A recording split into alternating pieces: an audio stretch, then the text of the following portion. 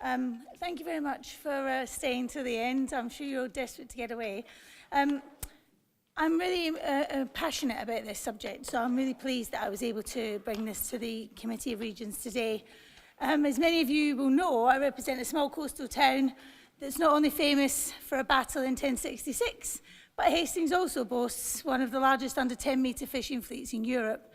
But that has diminished since the enactment of the Common Fisheries Policy. And small-scale fisheries have been the foundation of the small coastal communities for literally thousands of years, with many of the biggest European ports having their origins as small fishing harbours. Today, small-scale fisheries deliver 16% of the added value of European fisheries and comprise of 8% of the tonnage of European fishing fleet. However, the small fishing section account for 48% of the jobs in the fisheries sector and 74% of the 86,000 fishing vessels in Europe. That is a lot of jobs in our small regions that is so important to the economies in which we have been discussing today also. Small fisheries can create a disproportionately high number of jobs in comparison to their financial strength, and so the impact of the Common Fisheries Policy had a significant and detrimental effect.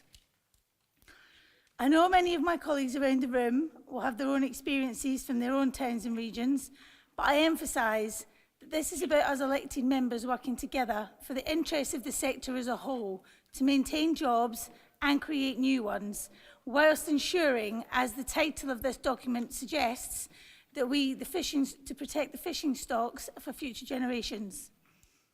The Committee of the Regions is a committee of elected regional representatives, and it is those regions and us as representatives that know our regions best, which is why it's important for us to look at this on a wider scale.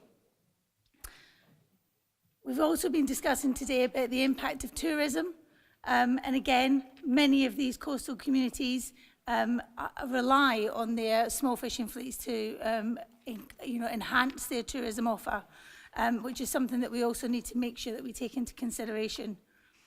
The 31 technical measures within the Common Fisheries Policy have become too complex and have failed to achieve what they were set up to do. And the Commission's impact assessment, which was adopted in March 2016, was not as strong as we'd hoped it to be. According to the assessment, a radical change of governance structure is needed by bringing together technical measures in one regulation. The most important part of this, that I believe, is the regionalisation aspect.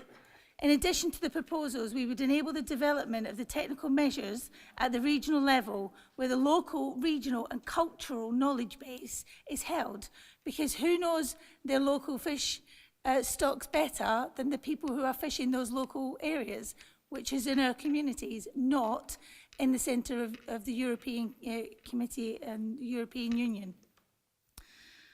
I believe that the main driver for this will be for the stakeholders to get some buy-in, and that also is part of the joint trust that needs to be established through this regionalisation aspect. The reform is included in the Commission's refit programme, which we were also discussing this morning with Mr Timmermans.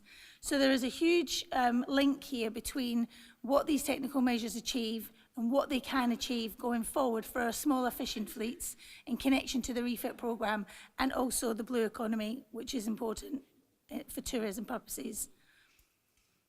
This is the first time since the inception of the Common Fisheries Policy that regionalisation aspect has been tabled, which is why I've brought these measures and brought this document to you today.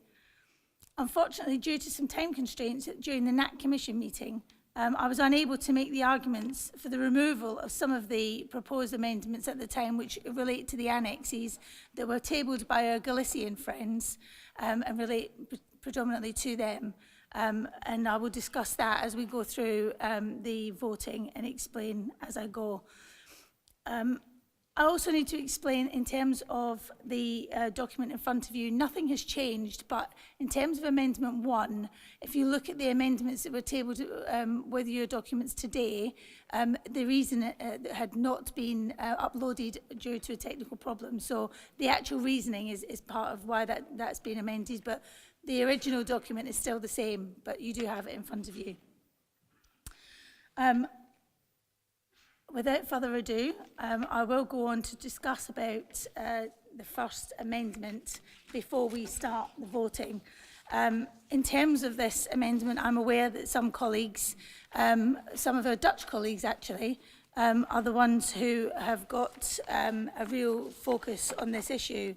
But unfortunately, it's only relative to the Dutch fleets. I had a meeting this morning and discussed with our Italian and French and Portuguese colleagues who also share many of the concerns in terms of the lack of scientific information.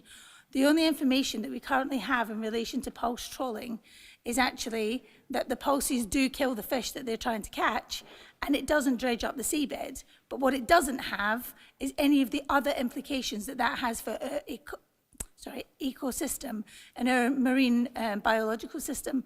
So until such times, I believe, and some of our other colleagues believe, that there has been a full study on the impacts of pulse trawling, we believe that it is, this should be strongly rejected. So I hope that you will support my amendment on that. And I'm happy to answer any colleagues' questions in relation to that.